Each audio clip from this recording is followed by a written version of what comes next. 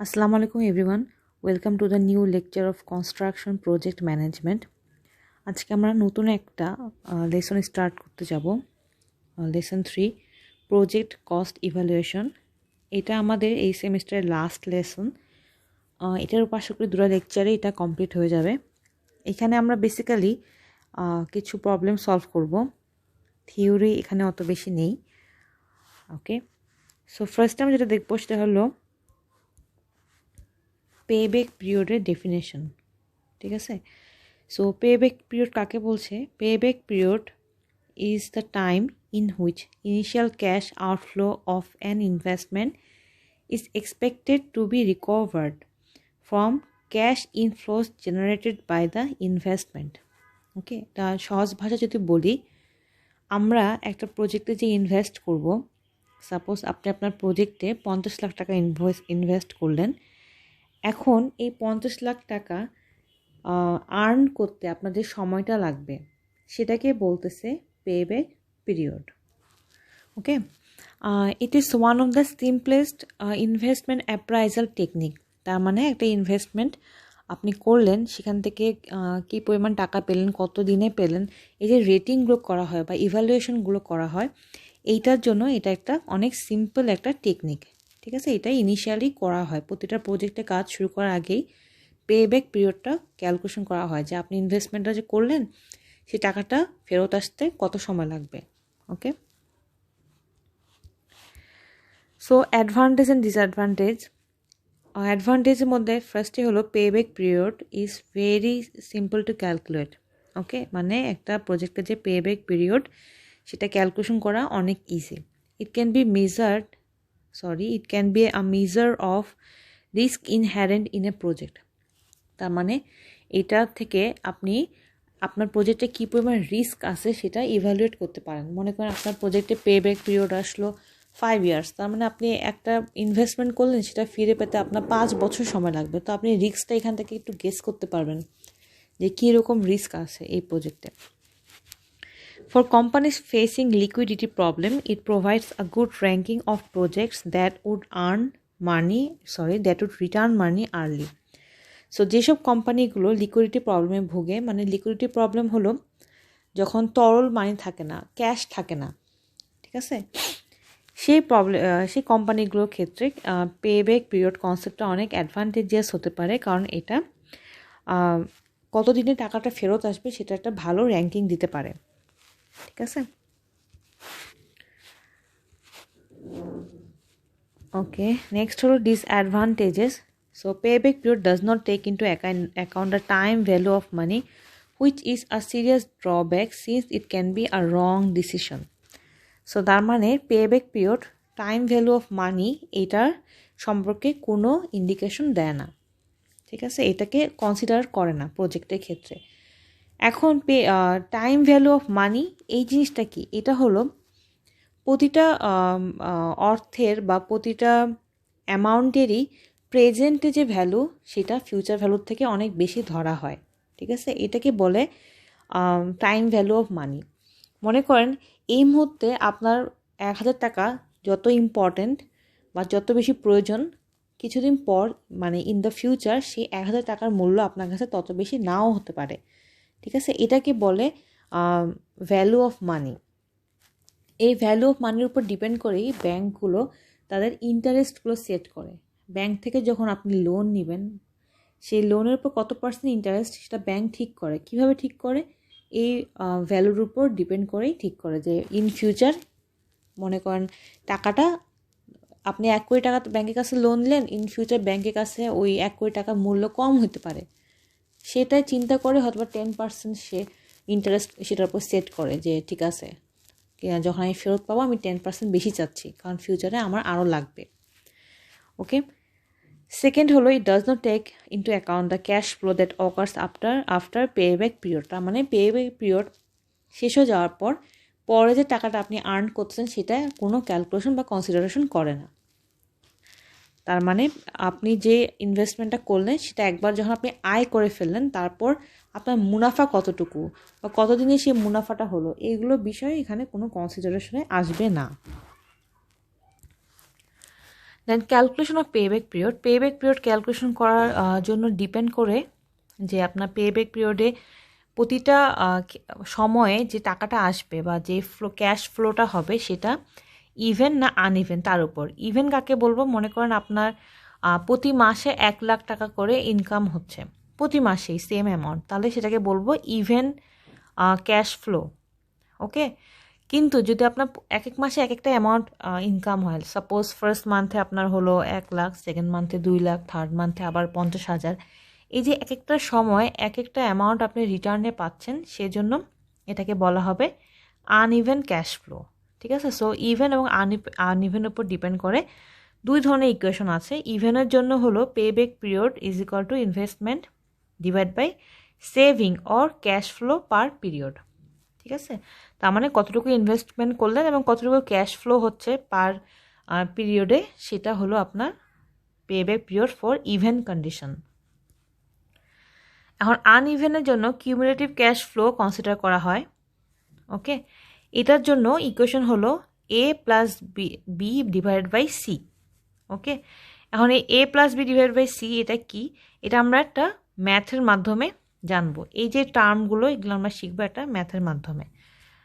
আচ্ছা, ডিসিশন রুলটা খুবই ইম্পর্টেন্ট। আপনি যে পেব্যাক পিরিয়ড ক্যালকুলেশন করলেন, তারপর ডিসিশনটা কিভাবে নেবেন যে এই প্রজেক্টটা ভালো না খারাপ, মানে লাভজনক না ক্ষতিকারক। সো পেব্যাক পিরিয়ড ক্যালকুলেট করার পর আপনাকে আপনার টার্গেট পেব্যাক পিরিয়ডের সাথে সেটা কম্পেয়ার করতে হবে। সাপোজ আপনি একটা ইনভেস্টমেন্ট করলেন এবং আপনার টার্গেট হলো আমি 10 বছরে আমার টাকাটা রিটার্ন চাই। ঠিক আছে, কিন্তু আপনি পেব্যাক পিরিয়ড ক্যালকুলেট করে দেখলেন আপনি টাকাটা 20 বছর রিটার্ন পাবেন বা 15 বছরে রিটার্ন পাবেন, কিন্তু আপনার টার্গেট 10 বছর। ঠিক আছে, সেক্ষেত্রে আপনার কিছু মডিফিকেশন করতে হতে পারে, আবার চাইলে আপনি প্রজেক্টটা ডিসকার্ডও করতে পারেন। সো আমরা ফার্স্ট একটা প্রবলেম সলভ করি। ফার্স্টে করি ইভেন্ট কন্ডিশনের জন্য, খুবই simple. A company C is planning to undertake a project requiring initial investment 105 million. তার মানে একটা কোম্পানি একটা প্রজেক্টে ইনভেস্ট করবে এবং সেটার ইনভেস্টমেন্টের অ্যামাউন্ট হলো $105 million. The project is expected to generate 25 million per year for 7 years. তার মানে এই প্রজেক্ট থেকে প্রতি বছর $5 মিলিয়ন ইনকাম হবে 7 বছরের জন্য। ঠিক আছে, ক্যালকুলেট দ্য পেব্যাক পিরিয়ড। তাহলে দেখেন প্রতি বছর $25 মিলিয়ন ইনকাম হবে, তার মানে এক্ষেত্রে প্রতি বছর একই অ্যামাউন্ট টাকা আসতেছে, তার মানে এটা ইভেন কন্ডিশন। ঠিক আছে, তাহলে আমার ইভেনের সূত্র কী ছিল, payback period is equal to initial investment divide by annual cash flow. যেহেতু এটা পার অ্যানুয়াল মানে পার ইয়ার ক্যালকুলেশন করা হচ্ছে, তাই এখানে অ্যানুয়াল ক্যাশ ফ্লো লিখছে। পরীক্ষার সময় দেখা গেল আমি দিলাম পার উইক, তখন এখানে হবে উইকলি ক্যাশ ফ্লো। পরীক্ষার সময় আমি দিতে পারি মান্থ, তখন এটা হয়ে যাবে মান্থলি ক্যাশ ফ্লো, বা আমি ডে দিতে পারি, তখন এটা হয়ে যাবে ডেইলি ক্যাশ ফ্লো। সো এখানে কি কন্ডিশন দেওয়া থাকে সেটার উপর ডিপেন্ড করবে আপনার এখানে কি লেখাটা হবে। সো এটা একটু মনে রাখতে হবে। তাহলে 105 divide by 25 is equal to 4.2 years. তার মানে 4.2 ইয়ার্স পর কোম্পানি তার ইনভেস্টমেন্ট করা টাকাটা ফেরত পাবে। নেক্সট হলো uneven cash flow. Okay, uneven cash flow এর যে ম্যাথটা এটা আমরা দেখি, এখানে বলা হয়েছে company C is planning to undertake another project requiring initial investment 50 million. তার মানে $50 মিলিয়ন খরচ করে একটা প্রজেক্ট স্টার্ট করতেছে।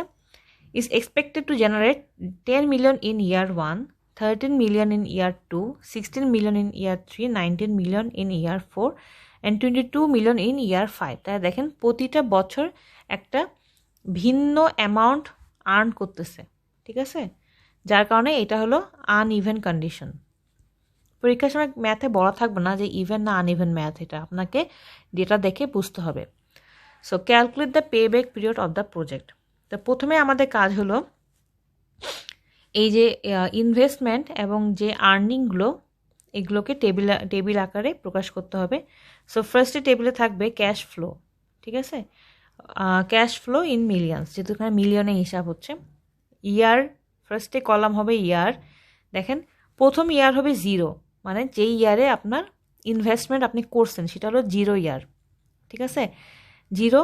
তারপর এটা কত কত বছর পর্যন্ত আপনি টাকা ফেরত পেয়েছেন, 5 বছর পর্যন্ত। তাহলে 0 থেকে 5 পর্যন্ত এটা লিখতে হবে।